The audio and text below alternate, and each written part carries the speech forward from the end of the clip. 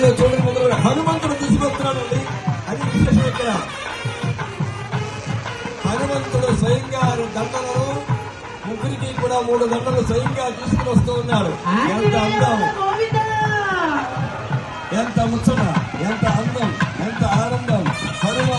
హనుమంతుడు ఆ రామయ్యకిగా ఈనాడు వెంకటేశ్వరుడిగా అవతరించాడు. అదే రంగుతో, అదే రూపుతో ఆ స్వామి ఆనాటి ఆ అయోధ్య వాసుడే ఈనాడు వాడపల్లి వాసుడిగా విజయం చేశాడు. వారికి నేను స్వయంగా దండలు పట్టుకొచ్చిద్దామని ఇదిగో ముగ్గురికి 3 దండలు సమర్పించాడు స్వామి. అందరూ కూడా గట్టిగా చెప్పండి, ఆంజనేయ వరద గోవిందా. ఎంత ముచ్చటగా ఉందండి, చాలా చాలా బాగుంది.